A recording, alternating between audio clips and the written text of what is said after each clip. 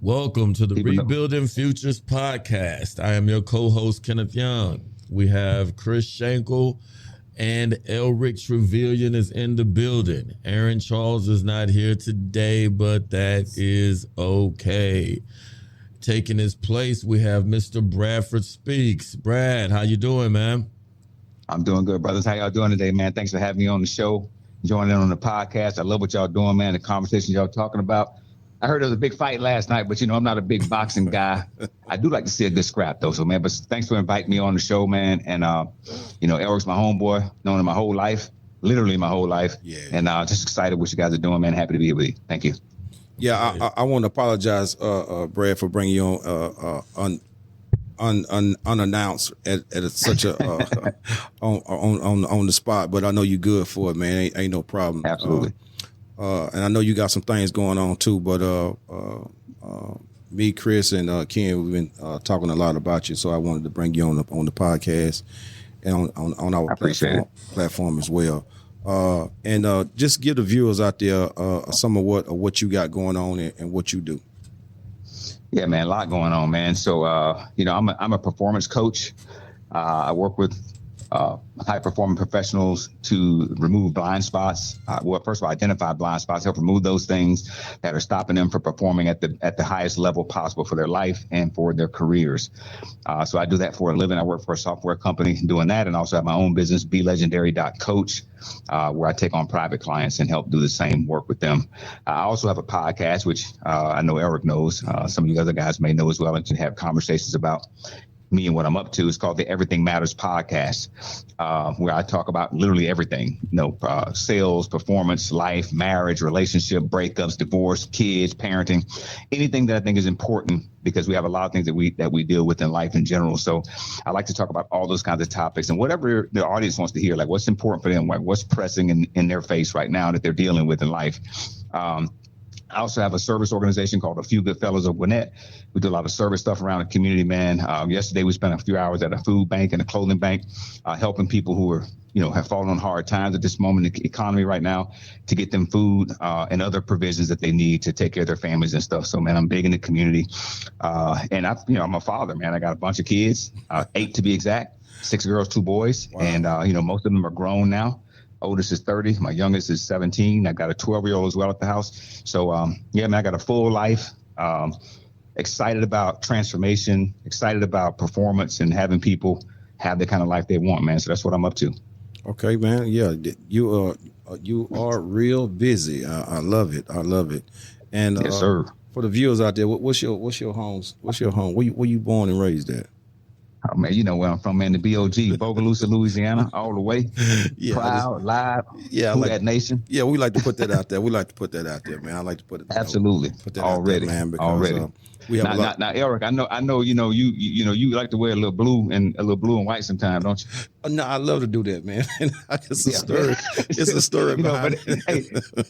Ain't no love law. That's what I'm saying. Yeah. We go in different directions right there on that, but it's all good. I got love for you. But it's all competitive. I left home and got out here in Dallas and I saw them stars, man. I just been starstruck ever since. I dig it, man. But growing up, man, I was a Saints fan because my dad he's a true diehard Saints fan. But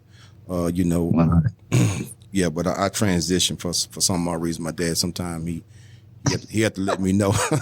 I know he do. He had to let me know. I already know. But yeah.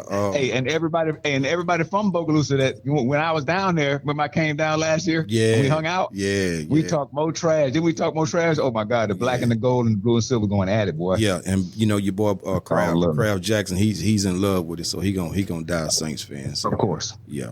That's Ricky Jackson. That ain't Kraft. That's Ricky Jackson. Ricky Jackson. Yeah, Ricky Jackson. But yeah, no doubt. Back to this fight, man. Let's touch on it for a second. This guy Spence he's a Dallas favorite, man. He's one of our favorites, man. We wanted to see him do real good, and he's also a Cowboy fan too. We hate that it went the way it went, but I'm pretty sure I told people this fight was just for a rematch. I didn't like what I saw. He's a real good guy. I want to see do good for the city. But he was against a real tough opponent. So he wasn't in the ring with nobody that was soft. So I think that the next time they see each other, it's going to be a different story. Yeah, man.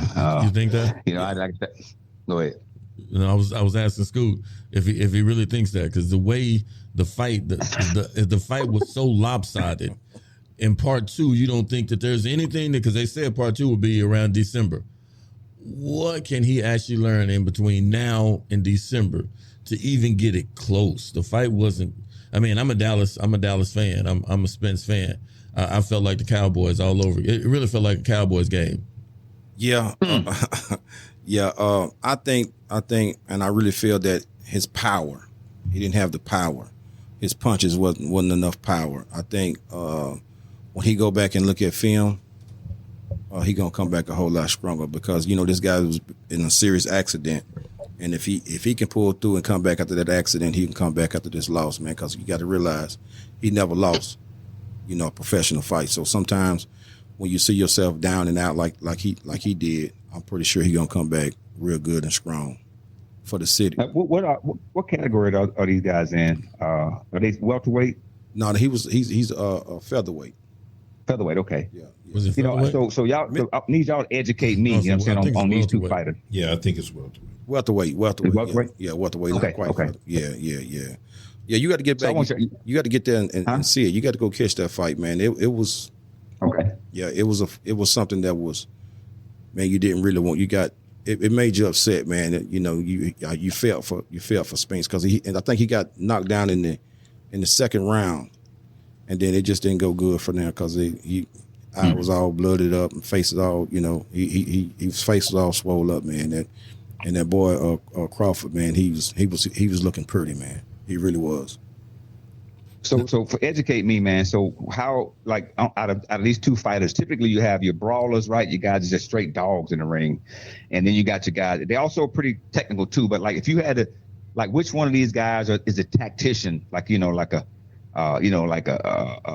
Crawford. Just like really, like, from a technical standpoint, solid, and which one is more like got the power? It sounds like Crawford's the power guy right now, from what Elric's saying. So break down these two fighters for me, man. What's their style? What strengths and weaknesses do they both bring to the game? Well, to be honest with you, I really just started checking them out. But from that fight, what I got from that fight was Crawford was all of that. He was the brawler. He was the smartest fighter. He Gotcha. He really stood back and with jabs, and everything connected, and that power. And then when you saw Spence, he swung his punches they didn't come with enough power. My opinion. As Bradford, you said you grew up with Scoot, so it puts you about the same age. You ever watch Martin? Martin Lawrence? Yeah, the TV show Martin. Yeah, of course, absolutely. You remember the episode when he was fighting? Was it Hearns? Yes. Okay. I'm not being funny, because I'm from Dallas, so no. I'm not being. It was the same fight. Wow. It was the same fight. Matter of fact, it was the same outcome. All of the pictures you see on social media right now, as soon as it was over, you remember Martin when he walked back in to see Gina after the fight? Yeah. When you get a chance, just go Google it. And I'm not knocking him, because I'm a Spence fan. I'm just saying it was the same outcome, the same look afterwards, face just as swollen. It almost looked like a remake, like somebody did a skit on TikTok to remake that Martin episode. Yes. That's funny, bro. Yeah. That's funny. Maybe it was a parody. Maybe he didn't really get his ass tore out the frame. Maybe And when you look at him, man, he just looked like he really wasn't there, man. His demeanor and everything, bro. It looked like he really wasn't there, man. It's something you really want to go back and look and say, I want to see what the people are talking about right now. And right now, that's what they're talking about right now, man. And that fight last night, man, it wasn't that fight, man. I could tell you that, yeah. I heard some people saying, I watched a couple of clips of interviews Spence had prior to leading up to the fight, and I could tell, and Errol, you brought that up about the accident he got into. I didn't know about that, so I heard about that last night. Somebody said, and when I watched the clips of him interviewing, it sounded to me like he was in such a space that, he was talking about how, important. He said, yeah, that fight, some other fight he was alluding to, he said that'd be a great fight. It's a nice purse, but I'm really focused on Crawford right now. Yeah. And it sounded like he is so I think that when you have a traumatic incident like he had with that car accident, it, potentially could have taken his life.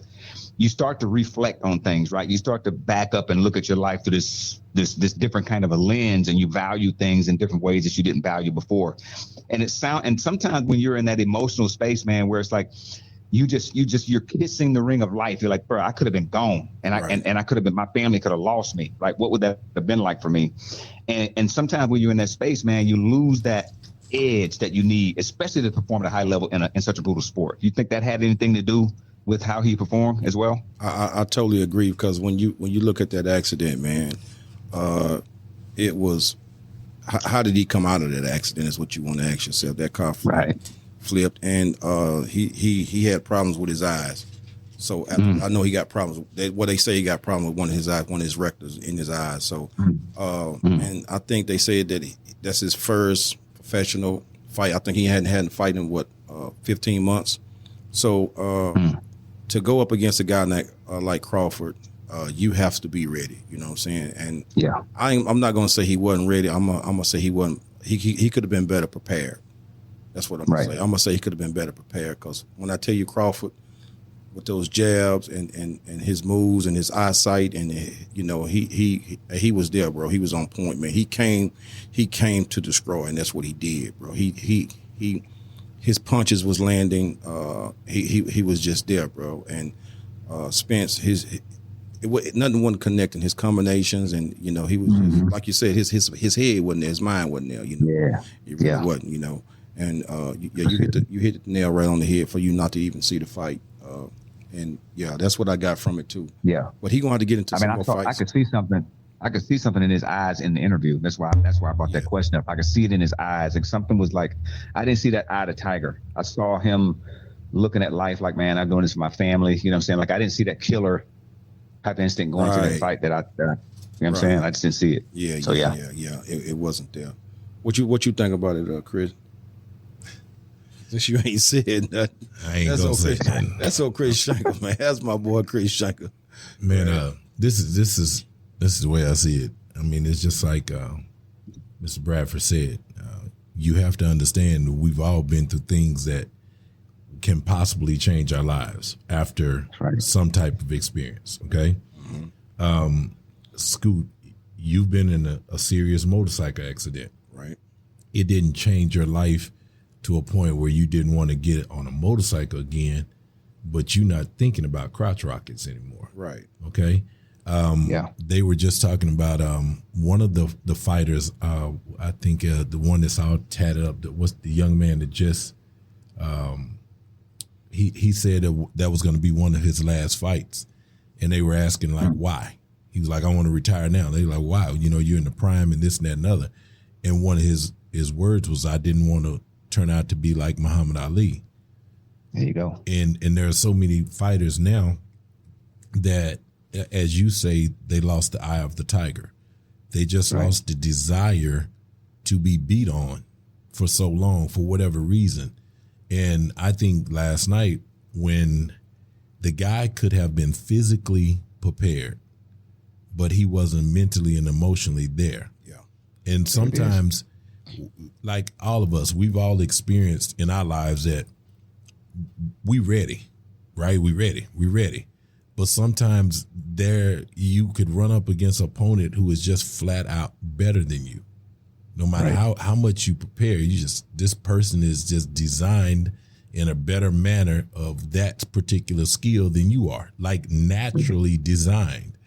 And it looked like that Crawford, man, just has a style. I mean, look at the dude's record. I didn't actually notice his record until last night, but he's totally 0 losses. And in the 80, I think it was 83 percentile was KOs. When you walk in the ring with this dude, I think he had 20-some fights and like 18 KO, something of that nature. But when you walk in the ring with this dude, 9 chances out of 10, the odds are very against you. You're going to get knocked out. But he didn't. All right, the least hurt very bad. Exactly. But if you look at that fight, he did not knock you out. What he did is he punished that dude. He did. Like literally, I think he could have knocked him out earlier in the fight, but he didn't. He literally punished that dude. And I don't know if it was that, Spence could have recovered from some of them blows a lot earlier. But if you notice when the referee just stopped the fight, it's because it just looked like Spence was not defending himself anymore. Yeah. Like that, I don't know if y'all have ever had it, but I've been in situations where I felt defeated, but I didn't want to show it. So I kept trying to go, even though I knew inside of me, I don't have anymore. But I just, my drive and life and power of who I am, I'm like, you're going to have to kill me, but that's in the really, really world. But in an organized fight or something of that nature, you got rules. Once, if there's been so much, evil things and happening to the ring is what I call it. But a lot of tragic things are happening to the ring that the organization is now trying to protect these fighters. So if they look like they can't even defend themselves anymore, they just shut it down. But back in the day, y'all got to remember, we older guys. We remember Muhammad Ali and all these guys and, and they fighting. And when you leave the ring, literally, you almost have brain damage, Seriously. It's crazy because people paid to see the most violent event happening, on TV. They literally, I want to see somebody beat somebody half to death. Going to death, And so now, did Spence have more to offer? I don't think so. I think early in the rounds, they should have just stopped it because he just wasn't there mentally. Physically, he's great shape. This dude, probably works out more than any one of us combined in a month. Right. But, mentally, he wasn't there, man. I'll tell you what I think, Scoot. I was, when you watch the fight, so you saw Earl Spence come out it was a Dallas rapper. Forgive me, I don't know the Dallas rapper's name, but he came out to the Dallas rapper. He was giving a Dallas rapper opportunity to be seen in front of, millions of people. Right. And Terrence Crawford came out to Eminem's One Moment. And they always say that song right there, when somebody does anything to that song, they normally live up to that one moment. So what I saw was Earl Spence, because after the fight, Terrence Crawford thanked him for giving him the opportunity. But when Terrence Crawford was talking, he was saying he needed that opportunity to prove a point. And so I think they had different points to prove. Like Earl Spence he's providing entertainment and he's providing opportunities for people. Terrence Crawford was trying to prove a point that I am this person. I am the best, undisputed. And Earl Spence, like you were saying, Bradford, after that wreck, he's looking at life in a perspective. I can help the Dallas rapper. I can get this guy opportunity when most boxers would keep running from him. Yeah. But I can give him an opportunity. I think he just didn't want to go down. Like when you see his eyes before the fight, I was watching the fight with people who don't watch boxing. They said that guy looked scared. That's what he did. I'm not saying he's scared. I would never say he was scared, but people that did know boxing looks at, he looks afraid. And the other guy looked ready. Yeah. But I think they were ready for different things. I'm going to give you an opportunity when most people wouldn't give you this opportunity. And I'm going to give other people opportunities, the rapper from Dallas. And another guy was like, I'm here to prove a point. Yeah. I'm here to be the best that's ever been in boxing. And Bradford, I want to ask you about something else you said. I watched this TV show called Billions. Okay. Bro, I'm in it right now. Yes, sir. Are you in Billions right now? Yep. Okay. So my favorite thing about Billions is you have Axel, right? You have Axe. Yep. And you have Wendy. That's right. And Axe could do nothing without Wendy. That's right. Most people at the office building can do nothing without Wendy. And for y'all that don't watch it, Wendy's a performance coach. So she gets everybody in line, and they're stock trading. So they have to be at the top of their game. So if somebody's not feeling good, they go talk to Wendy. Wendy whips them back into shape. Okay. But the main guy, the richest guy, everything he does, he has to get to his performance. Now, wait a minute. No, you're going overboard. No, you need to be more aggressive. And so more companies are going into that. And when you said that's kind of your field, what is it, or what are some of the hurdles that you see that a lot of people have that just stop them from going after things that they should go after? Like Terrence Crawford went after that belt last night. Yeah, man, that's a brilliant question, brother. Thank you for asking that. It's huge. Yeah, and I love Wendy, dude. I mean, what she's doing, I mean, I would love to work in that kind of, I kind of do it on a much smaller scale now with what I do. But to answer your question, one of the biggest things that comes up for people, and you all know this is very common and we all deal with it, it's called FEAR. It's fear. Fear. Yeah. Fear. Yeah. And what we try to do is we try to eliminate fear. The fact of the matter is you can't. You can't. It's an emotion. You can't. It's a human emotion. You cannot eliminate fear. Well, if I just get past my fear and you're fooling yourself. I don't care what you do, how you try to do it, you are going to deal with fear. We all do. The trick is can you acknowledge the fear, see that it's there, and still, with the fear being there, step through it and take the next action that you know is going to get you to the next point. That's the key. That's a mindset thing, right? You have to get people to just get to see that, hey, yeah, the fear is there. Okay, we see it. No big deal. The fear is there, right? I'm not going to pretend that it's not there because it is. It's how I feel. Yeah. Right? Okay, so what's the next step you need to take to get to where you want to go? We see the fear is there. So let's look beyond the fear. Where do you want to be next? Well, I want to start my own business. Okay, so what are the things that are stopping you from doing that right now? Well, fear of failure, fear of, maybe I don't have enough money, or fear of people not liking the product that I came with, the service, whatever it might be. Okay, I got that. Right? So when you can see the next action to take through the other side of that fear, and just take the next action. You just take it. And then when you take that action, you know what's going to be out in front of you again? Fear's probably going to be there again. That's okay. Just keep taking the next step. Keep taking the next step. But you got to have a clear strategy and a clear plan of what those steps are, right? When you have that, that's what Wendy does. Wendy gets people out of their own head, because we all, as human beings, are constantly in this dialogue with ourselves. We think it's somebody else holding us back. Ain't nobody else, but this is you. It sounds like it's somebody else. Well, if my daddy would have done this, and if my mama would have done this, and see, my kids don't this, my preacher didn't preach the right sermon this morning, and if the coach would have put me in and gave me scholarship, all this other stuff we come up with is all stories that we make up. The truth of the matter is none of that stuff really has an impact if you just take the next action. So That's the biggest thing, man. Yeah, thanks for asking that question. Brilliant. Okay, so I have a follow up to that question. Y'all gonna have to forgive me because y'all know this is I'm looking at my co-host here. I'm like, we're talking about something that I love. Yeah. So there it is. Bradford, when I'm talking to, like, let's say kids, I coach kids. Right now I'm coaching my daughter's basketball team. And when I talk to other people and I talk about fear, and just to get your opinion on it, okay, I always go, is it fear that you're feeling, or is it acknowledgement? Because when you trace it back, let's say a long time ago in our primitive days, our bodies would help us acknowledge situations before the situation happened, so that we didn't get back in the same situation. So the example they use is, a long time ago, you went outside, you turned left, it was a bear out there. Right. And you had to fight the bear. So the next time you get ready to go outside and turn left, your body goes, last time it was a bear there. And so you get afraid, you go, I better turn right.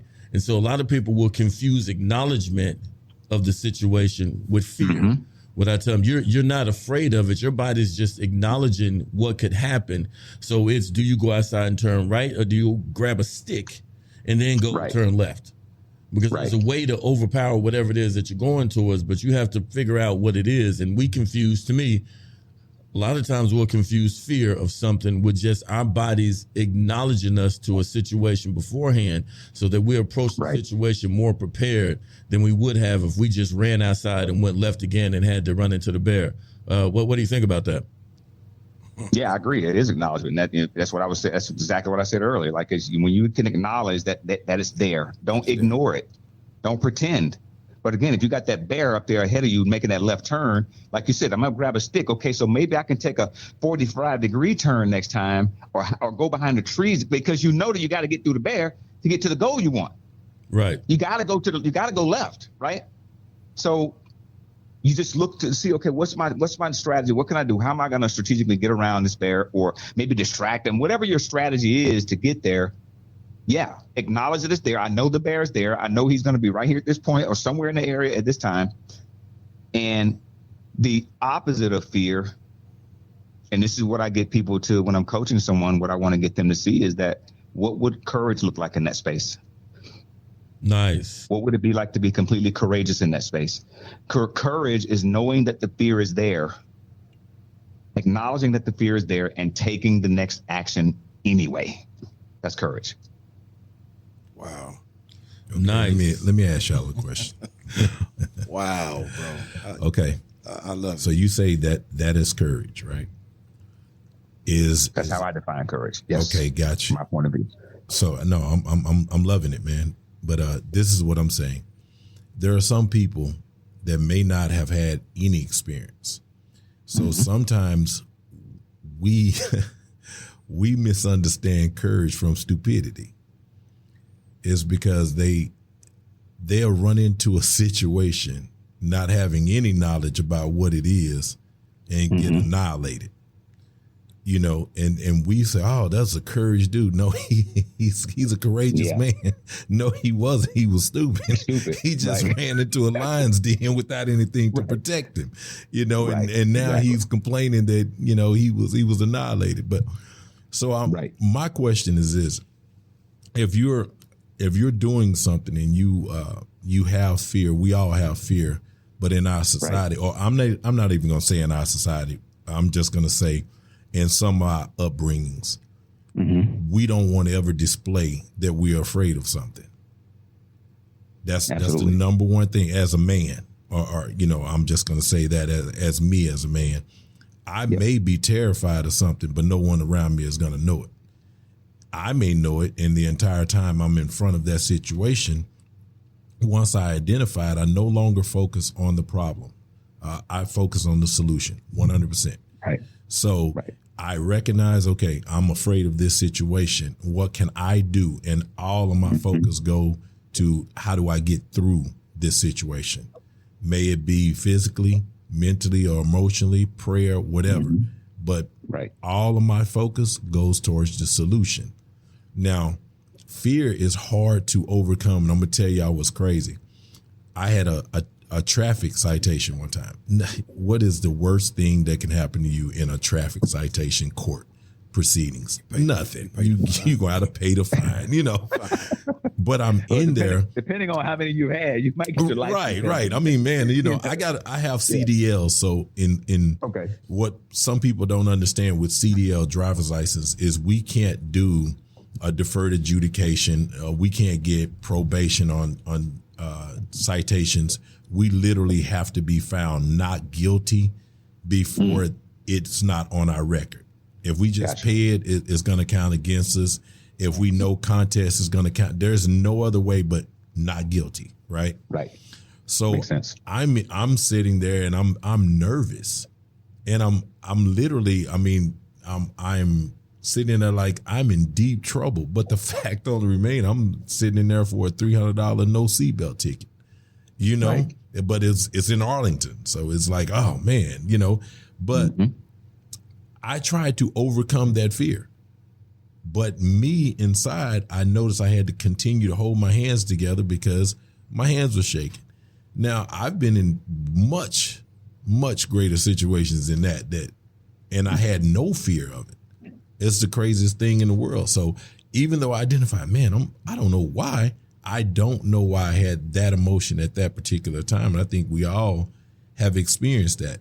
You know, even knowing that we got to share something with someone and we don't know their reaction. We're not necessarily afraid of them, but we know that what we are about to deliver, whatever message that we're about to deliver, we're in fear of how it's going to make that person feel. So, you know, I mean, that fear thing is something we all got to deal with, man. We really do. But I think we'll be here for forever and a day because so many people have different ways of handling fear. But last night, we knew how he handled it. He walked out there and he got annihilated. Exactly what I said. You know, so he overcame his fear in a way. I think, man, if I wasn't ready, and I understand it's the purse. I truly understand people do a lot for a lot less. You know, they do a lot more for a lot less. But when you're dealing with something like that, I don't think if that guy had said, I'm not prepared, I'm truly not prepared for this fight.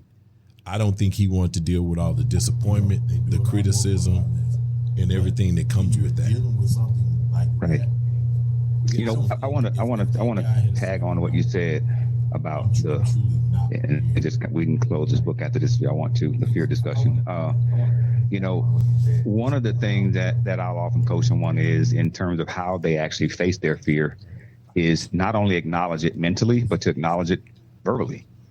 You know, so for instance, I was coaching a director of sales a few weeks ago, and they had a way that they felt, but they had a fear of their VP, right? And whatever it was in the meetings, the way they came across, some things they said, they were getting this vibe and this feeling that they didn't like them and they're not doing a good enough job. You know, all these things that a lot of us deal with in work types of environments. Like, am I good enough? Am I doing good enough? I don't want to lose my job. To your, like you said earlier, the biggest thing for you is if you lose your CDL, you lose your income, the ability to support your family in the way that you want to. Correct. That's certainly something to be concerned about, right? So what I'll have people do often is to confront the fear and actually express it. So what would it have been like if you got up, talked to the judge and said, Judge, I just want to say, you know what? I'm a grown man. I'm 40-something years old, however old you are. I'm afraid today. I'm literally terrified. I've been sitting in my seat, wringing my hands. My hands are sweating. I'm shaking. And I just want to say that, you know, whatever comes out of this, but I just want you to know that I'm afraid. Like, I'm really fearful of what could happen today. And just express it. And sometimes that just, there's a release that happens just by expressing it. But see, as men, to your point earlier, as men, that's a sign of weakness for us. Yes. It's in our right. DNA. So we don't ever express that. Yes. You know, well, if I express that, man, somebody take advantage of me. They're going to run over me. They're going to this and that, you know. And I'm just at the age that I'm at right now, I don't even, that's not even my concern. I'll tell another grown man in a minute, man, I'm scared right now, bro. Yeah. I am. You know, so just wanted to throw that last little piece out there. So let me ask y'all this here. So do y'all think fear cause blood pressure, high blood pressure? Absolutely. I mean, yeah, I think when you say cause high blood pressure, no. Yes. But I think as fear sets in for whatever reason, your blood pressure can rise. Absolutely. Okay. If you matter of fact, I was having a surgery. Well, it wasn't a surgery, but you know, whatever procedure done, and he took my blood pressure, and it was a little elevated. And the first thing the doctor says is, "Hey, man, there's no need to fear this. You're going to be okay." So I'm like, "Are you sure?" He's like, "Yes." He took my blood pressure again after his conversation, and my blood pressure had lowered down. So, yes, I think it is very possible for fear to elevate your blood pressure, your heart rate. And it also it increases your senses. Yes. When you get scared, you're going to hear things you ain't never heard. You're going to feel things you know, everything is just, you're a lot more aware of everything that's going on. Everything is heightened to a point after fear sets in. I think it is. I mean, I could be totally wrong for any other person that we all have experienced fear in multiple ways. But I think if you can look back at it, you'll notice that certain things about you change after you recognize you're having fear set in. You know, there's and there's sometimes the things are uncontrollable. Some people, their hands will shake. Some people will start sweating. Some people may even start to stutter in their speech. But that's all just the side effects, technically, of having fear come into you. But to overcome that, I don't know how it's even possible. Yeah, that's what I want to ask you, Brad. I mean, when you're mentoring people, and what are some of the exercises? Do you have them do breathing exercises? Do you have them doing count exercises to engage in their fear or overcome their fear? What are some of the things you mentor the people and let them know to do? Good question. I'm gonna come right back to you on that one, Todd. So I want to just talk about the high blood pressure thing. I'm not a doctor. I won't let anybody that's listening know I ain't got no doctor's degree and that kind of stuff. But I just want to speak on that. What happens with high blood pressure is, and there's a increase in heart rate, right, which was already mentioned, and then there's blood pressure. So what causes blood pressure? Chronic blood pressure is typically something else, right? So what causes high blood pressure is generally the blood not being able to flow through the arteries and veins in the way that it needs to flow to keep the flow even, so that you have a consistent low or normal blood pressure. Right. So one of the first things I always look at is diet and exercise. One of the first places to look right when it comes to chronic high blood pressure. Yes. Now, heart rate, yes, that's going to increase when you're in a fearful situation or something that's unexpected, or something happens and your heart rate's is going to increase. But again, blood pressure, when you think about being in stressful situations, to your point, Todd, stressful, there's contractions in the muscles, right? Mm-hmm. The shivering of hands, the wringing of hands, the tightness that you feel in your shoulders and your chest, all those things constrict muscles, which also constricts the flow of blood, which is why high blood pressure might show up as a result of that.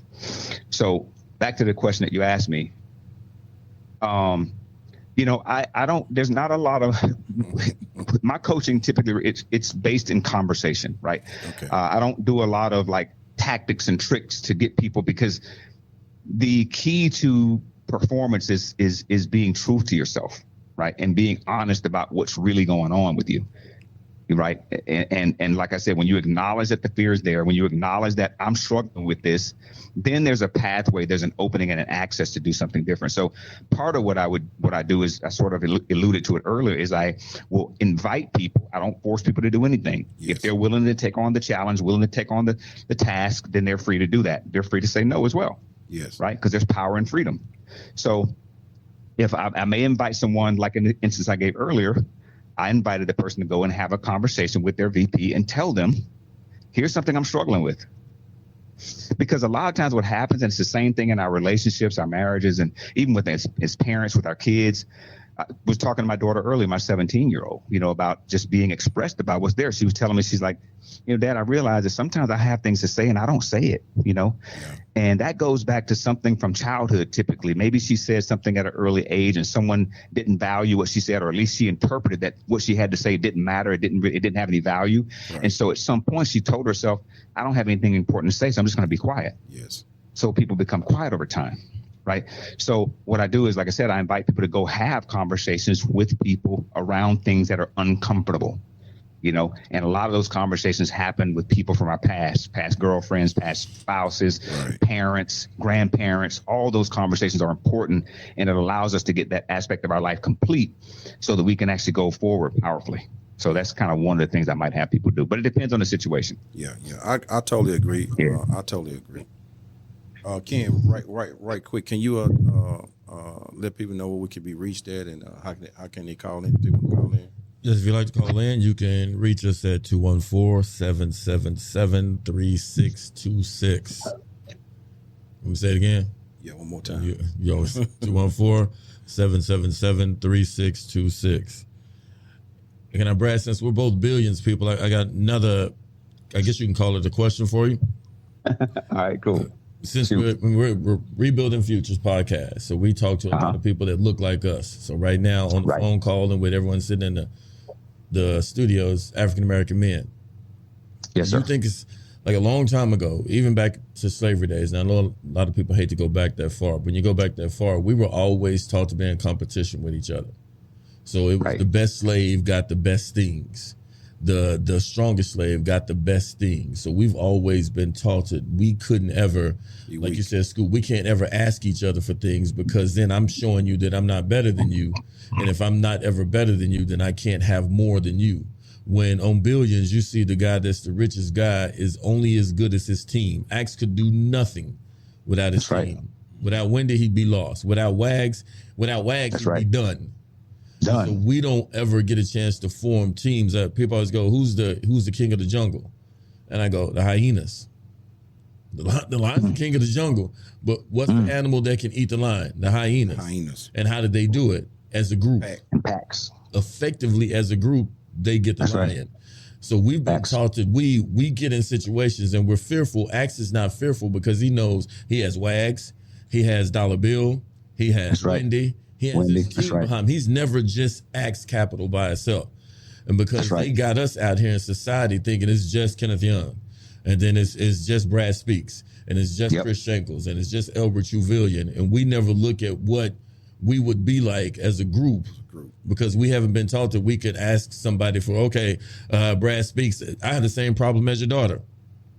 You know, Right. who says she feel like she doesn't say. I don't always say what I know I should say, That's right. but we never say that because who are you going to say it to? You know, as an African American man. So how do you think we African American men can overcome some of those challenges so that we can form groups like other, you know, everyone has groups. Ken, this is another show, man. But I'm gonna give you what I. Yeah, I'm gonna give you Let what me I tell got. you, are we having fun with you, Brad? Trust and believe. When I tell you, Hey, trust with me, that one right there, Ken, hold on. Ken is having fun. I was sitting right. I'm gonna tell you something. I was sitting right here, and I had to think to myself. I mean, are we really like that, right? Yeah. And I'm like, to a certain degree, but let me tell you why. And everybody that's ever I'm telling you, I'm different, man. Well, help me. Okay, I'm finna help you right now. me. Okay. Anybody that's ever worked with me, now I know that they work for me, right? Yeah.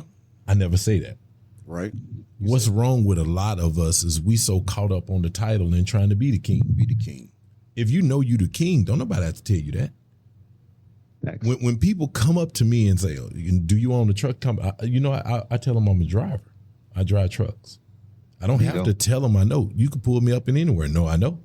I know the titles of all them trucks is in my business name. I bought them. I don't have to tell people that. So that is what I think a lot of us lose. If you hear anybody that's ever worked for me, they'll never say that I say they work for me. They'll basically, I say, we work together. Or, yeah, we out here doing it together, because I don't feel that they work for me. They work for money through means of me. And anytime that changes, then they have the opportunity to work with someone else, but they're all working for money through means of some organization. So if we get out the title and word about what we are and our status and all of that, we can work as a team. I'm telling y'all right now, when I knew I couldn't do it by myself, because I'm making 2 truck notes in the truck by myself, I called for someone, say, bro, I need you to come down here, because without you, I couldn't make it. There's, and I say that to this day, there are times that the people that are working with me, they pull the load. I don't. They pull the load because they're working with me, and I give them credit for that. So with the African American, we as black men, but and it's not just black men. Some people are so caught up on being noticed for what they want everybody else to think about.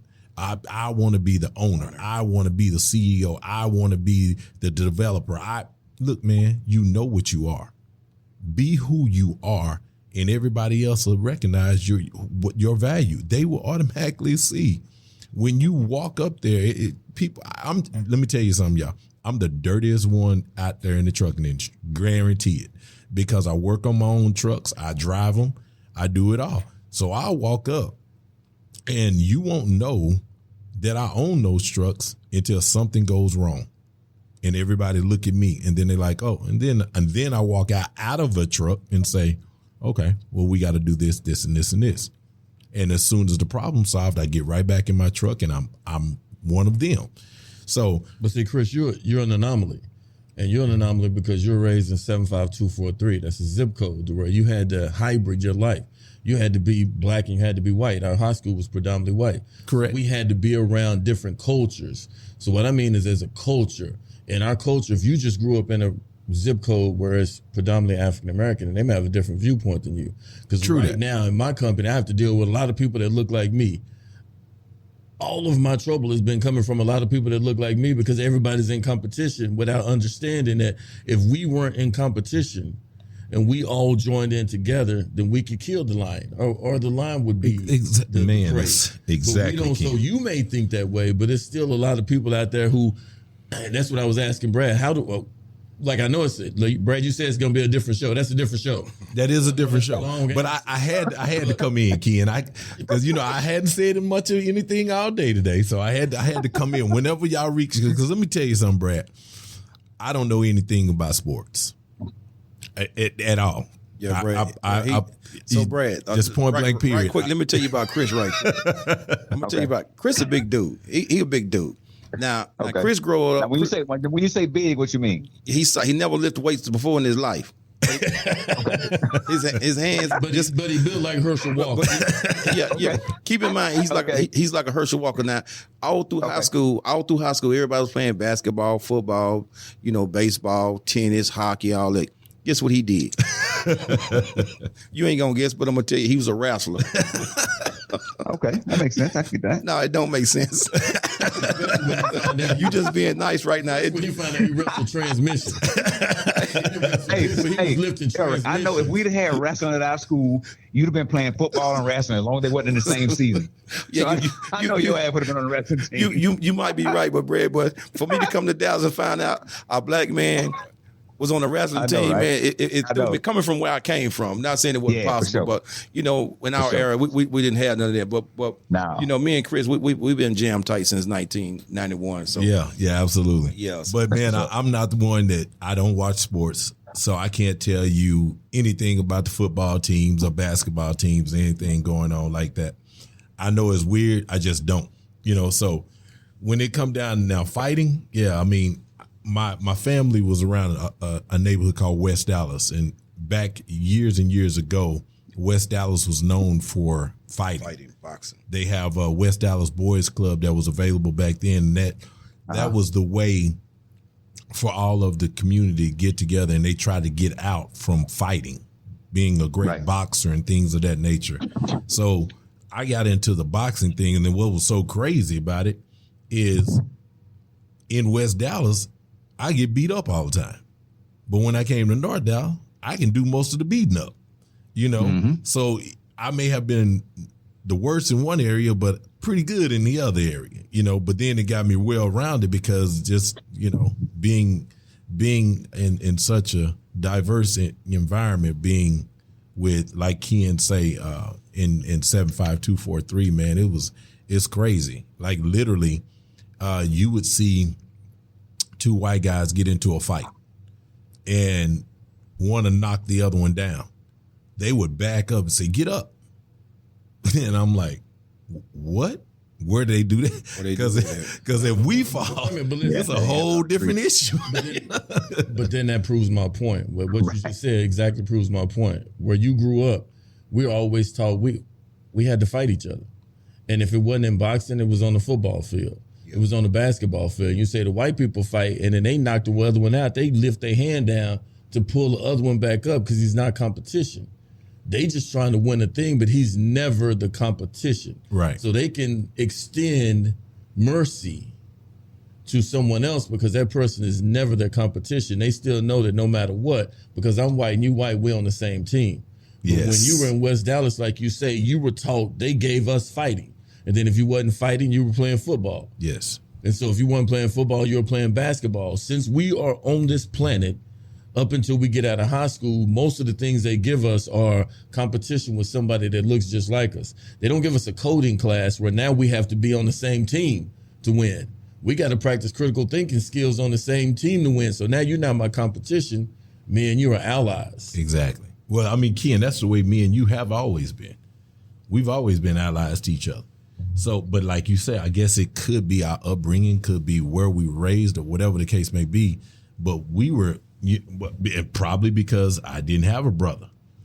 So I had to look for someone else. It's like, hey, I can be out here by myself, but it would help to have somebody else. So true. It is. There's no abracadabra for that. Right. You don't have an abracadabra magic word. Yeah. It's not like that. So we will say this. I am different. Okay. How about that? I do think different. I move differently. So yeah, I am a little different than the rest of the. It's all good. There's nothing wrong with that. So one of the things that I'll offer in this context is, I mean, it's a big topic. We can certainly have a follow-up show on this, but a couple of things I want to offer. So when you talk about the competition piece, one of the things I see also in society now is the battle of the sexes that are back and as strong as ever, right? So now the man's not only competing with man in our culture, it's now the women that are competing with the men, which gives us a whole other sort of a competitor, if you will, right? So again, table that topic. That's something else. one of the things to look at as a human being is that we all share certain things just as humans, right? And it's a product of the environment and the society that we grow up in. It doesn't matter what color you are. We all deal with some of the same things. This might look different, but when you really distill it down, you'll see this the same thing. So one of the distinctions that I want to ask the audience to consider, and you guys as well, is we're constantly living, walking, breathing in the space of looking good. Yes. Now, I say that.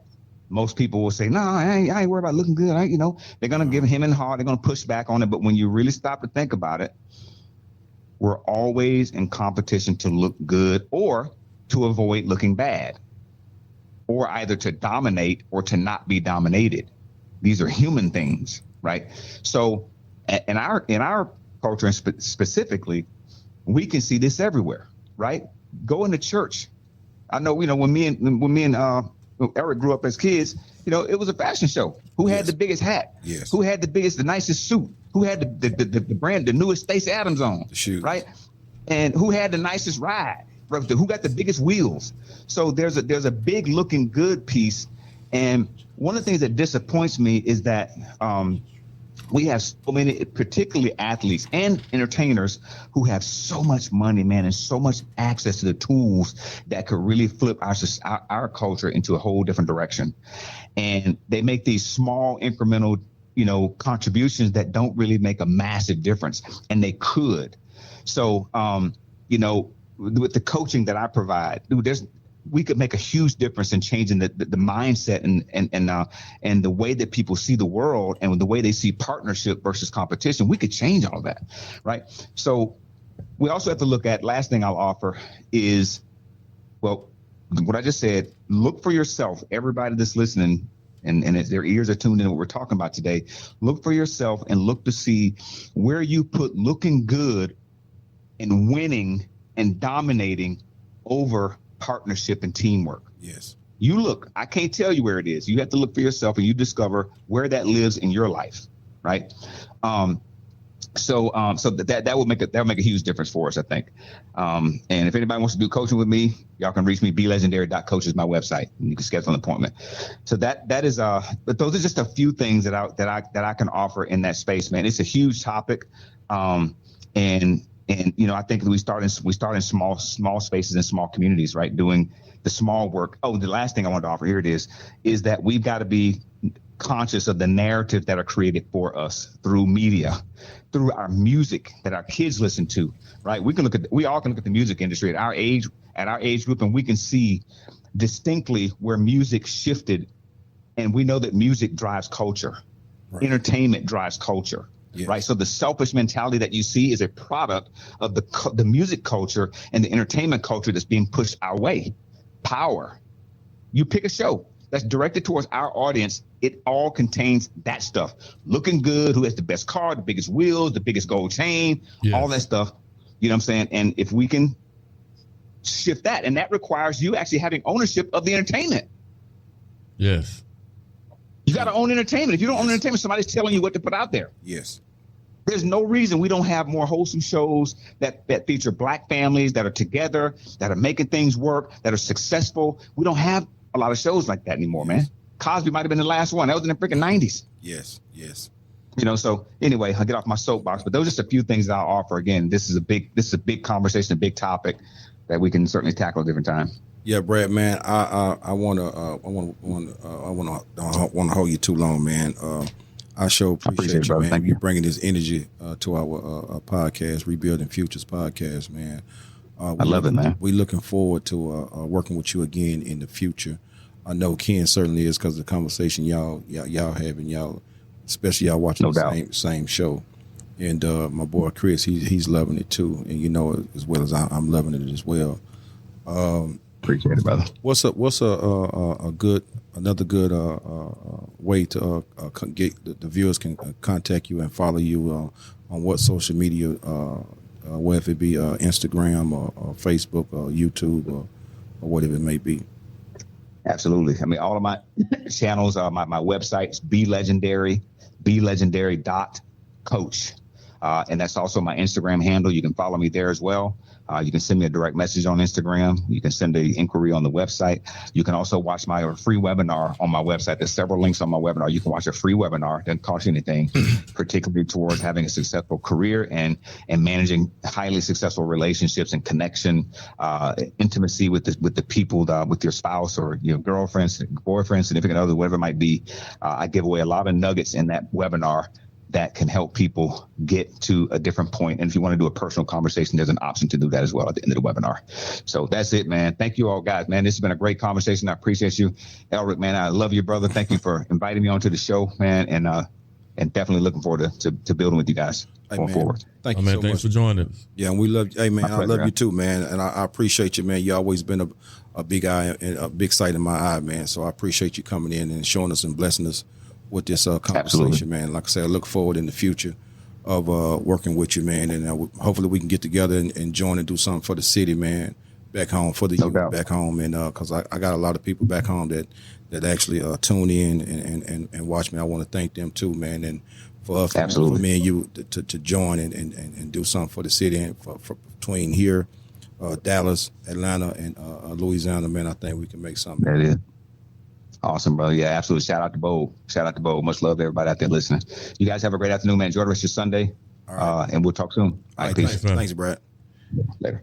Hey, y'all, I got something to say. Y'all know this is Christopher Shankle. Sure. Here we go. Wait a minute. Hold on. You got something to say. I got something to say.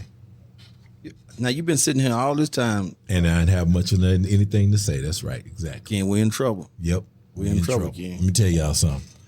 Now, the one thing that everybody know when they listen to us is that we are a family in this podcast, right? Oh, yeah. So we missing a vital part of our family, which is Aaron Charles. Yes. He had a loss of a loved one. So if anyone listening, anyone that's joining us, anyone that supports us, could you please take a moment out, say a prayer for Aaron, and keep his family in your prayers because everyone needs it. So Aaron, we miss you, brother. You know you definitely have our support, and that seat is empty over there. You need to come fill it, my man. You know this just how we do it. We all here together. So prayers goes out, condolences to Aaron Charles, and we waiting on you to come back, bro. Yeah, I want to say something too. I want to piggyback on that. Aaron, man, we love you, bro. Our condolences to your family. I know you're on that highway. I know you're traveling right now. Be safe. We here. Like Chris say, man, that seat is missing. And it's kind of hard to close this show, man, without a good conversation, a good tool from you, man. But we look forward to seeing you next week and working back with you, man. So take care. Come on back home, and we're going to do this thing again. All right, and to last but not least, Kenneth, close out. How can we be reached? Yeah. Hold on. That's I mean, That's your boy. before I can say how we can be reached, What you got to say? I think Brad may have the key to Bogalusa. Hey, but I got the parade though. You got the parade? Yeah, Okay, yeah. so Brad may truly have the key to Bogalusa. Yeah, All man. right. Brad was the quarterback. See, Brad was a quarterback. See, I was a running back. You know what I'm saying? So that's the difference there. You know what I'm saying? Okay. He was a star quarterback in his time, and I was an okay running back in my time. Right on. All right, school. So tell me to tell them how we can be reached. Hey, Ken, let our listeners and viewers know where we can be reached at, and if they want to call in and comment on some of these positive and the negative statements that we having, let them know how they could do that. Yeah, we can be reached at www.rebuildingfuturespodcast.com. You can also reach us on all social media sites and anywhere you listen to your favorite podcast. You can call in anytime at 214-777-3626 and hop on the podcast. We would love to hear from you. Yeah, we'd love to hear from you. I would tell you one more time, do it one more time, but I think that was good. That's it. That was good. Yeah, I want to let my partner Cooley Ward, man. He's a local comedian, man. We're gonna go check him out, man. Y'all follow him on Facebook at Cooley Ward. All right, that's it. That's all right. We'll see y'all next time. We enjoyed y'all. And we'll see y'all next time, I guess, right, Ken? And if God's willing, and say the same. We'll see y'all next week.